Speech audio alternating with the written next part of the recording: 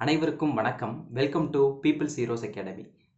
நாளைக்கு பார்த்தீங்கன்னா group 2 2A எக்ஸாமுடைய preliminary exam நடக்க போகுது. அந்த எக்ஸாமில் கரெக்டாக டைம் ஸ்பெண்ட் பண்ணி அதுக்காக உட்காந்து படித்த அனைத்து மாணவர்களுக்குமே அந்த ப்ரிலிமினரி எக்ஸாம் கிடைக்கிறதுக்கான வாழ்த்துக்களை ஃபஸ்ட்டு தெரிவிச்சுக்கிறோம். ஏன் இதை சொல்கிறோம் அப்படின்னா, ஒரு 25,000 பேர் இந்த எக்ஸாமில் நமக்கு எடுக்க போகிறாங்க. 25,000 எடுக்க போகிறாங்க அப்படின்றப்போ நமக்கு முழுமூச்சாக உட்காந்து படிக்கிறவங்களே நமக்கு ஒரு 50,000 பேர் தான் இருப்பாங்க. அதில் அப்படியே பாதியே இதில் நமக்கு கொண்டு வந்து தரப்போகிறாங்க. ஸோ இந்த எக்ஸாம் நீங்கள் கரெக்டாக படிச்சிருந்தீங்க அப்படின்னா கண்டிப்பாக உங்களுக்கு இந்த எக்ஸாம் கிடைக்கும் அப்படின்றத நம்ம நம்பிக்கையோடு தெரிவிச்சுக்கிறோம். நீங்களும் நம்பிக்கையோட போய் எக்ஸாம் எழுதுங்க. ஓகேவா? நமக்கு கிடைக்குமா கிடைக்காதா அந்த வேலையே வேணாம். இவ்வளோ நாள் படிச்சிட்டோம், நமக்கு கிடைக்கலன்னா வேற யாரும் கிடைக்க போகுது அப்படின்ற ஒரு மனநிலை தான் நாளைக்கு எக்ஸாம் போகணும். நாளைக்கு போகிறப்ப நீங்கள் என்னென்ன ஃபஸ்ட்டு எடுத்துகிட்டு போகணும் அப்படின்னு சொல்லி பார்த்தீங்கன்னா, உங்களுடைய ஹால் டிக்கெட் நமக்கு எடுத்துகிட்டு போகணும். ஹால் டிக்கெட்டில் ஃபோட்டோ தெளிவாக இல்லை அப்படின்னா ஒரு ஃபோட்டோ, பாஸ்போர்ட் சைஸ் ஃபோட்டோ எடுத்துகிட்டு போயிருங்க.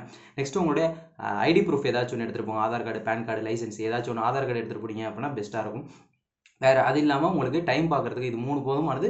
2 பிளாக் பால் பாயிண்ட் பென் எடுத்துகிட்டு போயிருங்க. இது இல்லாமல் உங்களுக்கு எக்ஸாம் இல்லாமல் வேறு எக்ஸ்ட்ரா வேணும் அப்படின்னு சொல்லி பார்த்தீங்கன்னா வாட்ச் எடுத்துகிட்டு போகிறது கண்டிப்பாக எடுத்துகிட்டு போயிருங்க. ஸ்மார்ட் வாட்ச் எடுத்துகிட்டு போகாமல் ஒரு நார்மலான ஒரு அனலாக் வாட்ச் எடுத்துகிட்டு போனீங்க அப்படின்னா உங்களுக்கு டைம் பார்த்து போகிறதுக்கு கரெக்டாக இருக்கும். அது இல்லாமல் தண்ணி தாகம் அடிக்குது, தண்ணி குடிச்சிட்டு வரதுக்கு போகிறதுக்கு டைம் வேஸ்ட்லாம் ஆகும். தண்ணி தாகம் அடிக்கும் அப்படின்னா நீங்களே ஒரு வாட்டர் கேன் எடுத்துகிட்டு போயிருங்க. வாட்டர் கேனில் தண்ணி எடுத்துகிட்டு போயிருங்க. ரொம்ப எடுத்துகிட்டு போகாமல் சும்மா சின்ன வாட்டர் கேனில் ஒரு அளவாக ஒரு 1/2 லிட்டர் வாட்டர் கேன் எடுத்துகிட்டு போயிருங்க. தண்ணியும் நீங்கள் நிறையா குடித்தாலும் உங்களுக்கு டேஞ்சர் தான். ஸோ அளவாக குடிச்சிக்கோங்க. தண்ணி தாகம் அடித்தா மட்டும் சும்மா தொண்டை நினைக்கிற அளவுக்கு மட்டும் குடிச்சிக்கோங்க. இதெல்லாம் நீங்கள் எடுத்துகிட்டு போக வேண்டிய விஷயங்கள். எடுத்துகிட்டு போகாமல் இருக்கணும் அப்படின்னு சொல்லி பார்த்தீங்கன்னா, நீங்கள் ஃபர்ஸ்ட் ஆஃப் ஆல் வீட்டிலேருந்து கிளம்பி ஒரு 8:15 8:30 அங்கே சென்டருக்கு ரீச் ஆகிற மாதிரி போய்க்கிங்க. ரொம்ப சீக்கிரமாகவும் போனால் அங்கே போனால் உட்காந்து படிச்சுக்கிட்டு இருப்பாங்க, புக்கு பார்த்து அப்போ தான் வேகமாக புரட்டிக்கிட்டு இருப்பாங்க. அதெல்லாம் வேணாம். நம்ம ஒரு 8:15 8:30 அங்கே ரீச் ஆனால் போதும். அங்கே போயிட்டு 8:30 9 o'clock வரைக்கும் நமக்கு டைம் இருக்குது. ஸோ அப்படியே நீங்கள் கொஞ்சம் முன்னாடியே போகிறதுனாலும் போயிட்டு கொஞ்சம் சென்டர் பக்கத்தில் இல்லாமல் கொஞ்சம் சென்டர்லேருந்து கொஞ்சம் தள்ளி கூட பக்கத்தில் கூட நின்றுங்க. ஏன்னா அங்கே தான் உட்காந்து மும்முரமாக படிச்சுட்டு இருப்பாங்க. இவ்வளோ நாள் படிக்காத அப்போ தான் உட்காந்து அது தெரியுமா இது தெரியுமான்னு சொல்லி படிச்சுட்டு இருப்பாங்க. அது நமக்கு ப்ரெஷர் ஆகும். அதெல்லாம் எதுவுமே பண்ணாமல் நம்ம ப்ரெஷர் ஆகாமல் போக வேண்டியது ஃபஸ்ட்டு ஒரு முக்கியமான விஷயம். இப்போ அங்கே போயிட்டீங்க, நாளைக்கு 8:15 அங்கே சென்டருக்கு போயிட்டீங்க. 8:30 உங்களை உள்ளே விட போகிறாங்க. 8:30 உள்ளே போய் உட்காந்தோன்னே 9 o'clock உங்களுக்கு வந்து OMR ஷீட்டு தர போகிறாங்க. OMR ஷீட் தந்து 9 o'clockலேருந்து 9:15 வரைக்கும் அந்த OMRல உங்களுடைய டீட்டெயில்ஸ் எல்லாமே கரெக்டாக இருக்கா, ஃபோட்டோஸ் எல்லாமே கரெக்டாக இருக்கா, ரெஜிஸ்டர் நம்பர் எல்லாமே கரெக்டாக இருக்கா அப்படின்ற முழு டீட்டெயில்ஸையும் அதில் செக் பண்ண போகிறீங்க. 9:15 ஒரு பெல் அடிப்பாங்க. 9:15 பெல் அடித்தோன்னே உங்களுக்கு ஒரு கொஷின் பேப்பர் தருவாங்க. அந்த கொஷின் பேப்பரை வாங்கி சீல் ஓப்பன் பண்ணாதீங்க அப்படின்னு சொல்லி சொன்னாங்கன்னா உங்களுடைய ஹால் டிக்கெட்டில் இன்ஸ்ட்ரக்ஷனில் தெளிவாக கொடுத்துருப்பாங்க. 9:15 நீங்கள் கொஷின் பேப்பரை ஓப்பன் பண்ணணும் அப்படின்ட்டு. அதாவது எக்ஸாம் ஆரம்பிக்கிறதுக்கு முன்னாடி உங்கள் கொஷின் பேப்பரில் ஏதாச்சும் டேமேஜ் இருந்தால் தான் மாற்றி தரப்படும். எக்ஸாம் ஆரம்பித்ததுக்கப்புறம் உங்களுக்கு கொஷின் பேப்பரில் டேமேஜ் இருந்துச்சுன்னா மாற்றி தர மாட்டோம் அப்படின்னு சொல்லி அதிலே இன்ஸ்ட்ரக்ஷன் தெளிவாக கொடுத்துருப்பாங்க. ஸோ நம்ம இன்விஜிலேட்டர் சாரை கூப்பிட்டு, சாரோ மேடமோ கூப்பிட்டு நம்ம ப்ரெஷர் ஆகணும். நம்ம டீசெண்டாக கூப்பிட்டு, சார் பார்த்துங்க சார், இதில் இந்த மாதிரி இருக்குது, எங்களுக்கு 9:30 இதில் ஏதாச்சும் ப்ராப்ளம் இருந்தால் தான் சரி பண்ண முடியும்.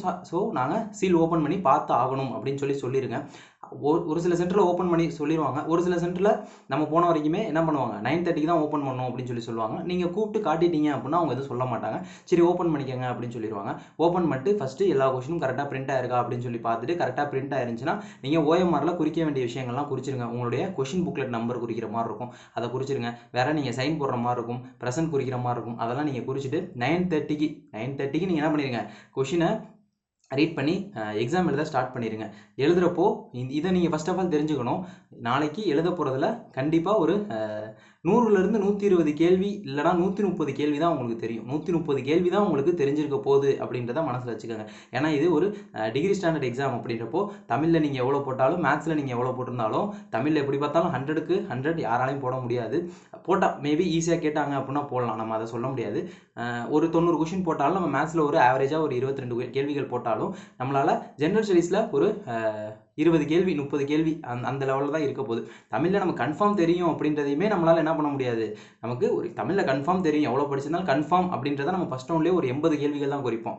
அதே மாதிரி நம்ம போட்டு வச்சோம் அப்படின்னா நமக்கு கண்டிப்பாக இது கரெக்டு அப்படின்றது நமக்கு கண்டிப்பாக எத்தனை கொஸ்டின் தான் தெரிய போகுதுன்னா ஒரு 130 கேள்விகள் தான் தெரியும்னு வச்சுக்கோங்களேன். 130 140 கேள்விகள் தெரிஞ்சிருந்தாலே பெரிய விஷயம் தான்.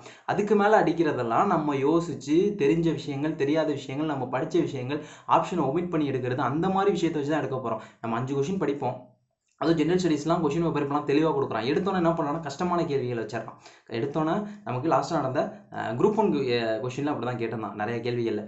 ஸ்டார்டிங்கில் இருக்கிறதெல்லாம் கஷ்டமாக கேட்டோம், நம்ம ப்ரெஷர் ஆகிட்டோம். அப்போது லாஸ்ட்டில் ஒரு ½ hour இருக்குது, ½ hourல ஒரு 50 கொஷின் இருக்குது. ஆனால் அந்த 50 கொஷினுமே ஈஸியாக இருக்குது. அப்போ நம்ம என்ன ஆயிடுவோம்னா ப்ரெஷர் ஆயிரும். லாஸ்ட் ஐயோ ½ அன் ஹவர் தானே இருக்குது, நமக்கு 50 கொஷின் குறிக்கணுமே, இதுக்கே இவ்வளோ நேரம் ஆயிடுச்சு அப்படின்னு சொல்லி வச்சோன்னா அந்த 50 கொஷின் ½ அன் ஹவரில் குறிக்கிற மாதிரி ஈஸியாக தான் இருக்குது. ஸோ ஸ்டார்டிங்கில் கஷ்டமாக இருக்கும். நீங்கள் இவ்வளோ நாள் ப்ராக்டிஸ் பண்ணியிருப்பீங்க, நீங்கள் இவ்வளோ நாள் என்ன ப்ராக்டிஸ் பண்ணீங்களோ அதுதான் அங்கே நடக்க போகுது. ஸோ எதை நினச்சுமே ப்ரெஷர் பண்ணாதீங்க.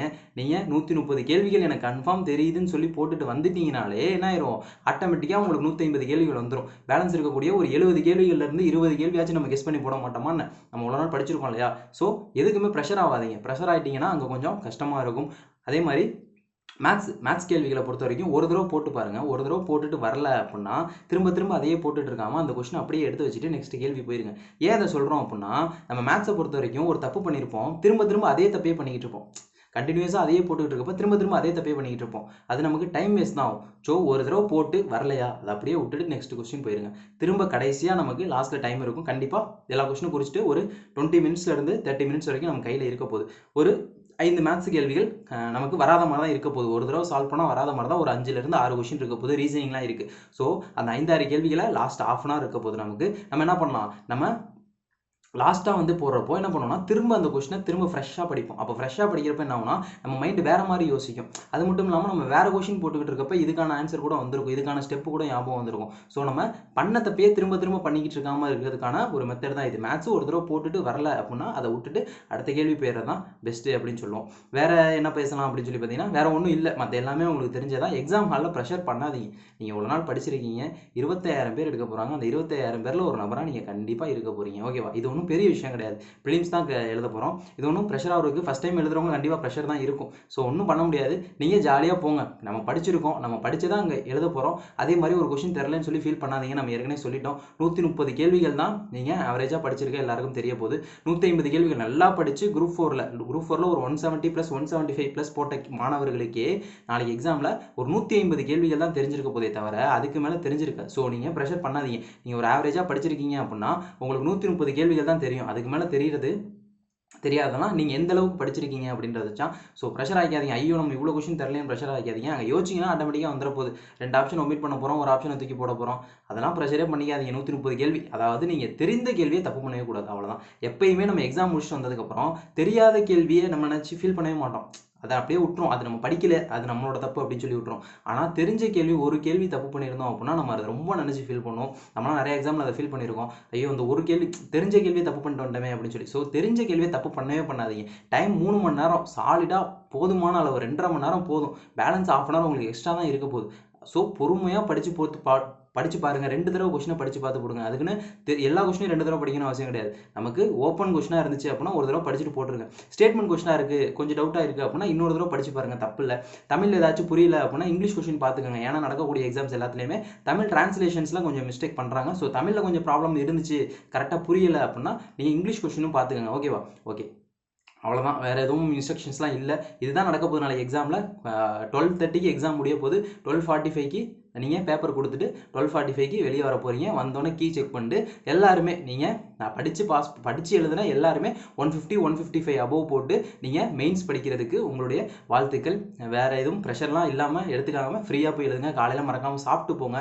அங்கே போயிட்டு பசிக்குது அப்படின்னு சொல்லி சுத்தாதீங்க. தண்ணி நிறையா குடிக்காதீங்க. தண்ணி குடிக்காதீங்கன்னு இல்லை, தண்ணி அளவாக குடிச்சுக்கோங்க. ஓகேவா? ஓகே, இவ்வளோதான்.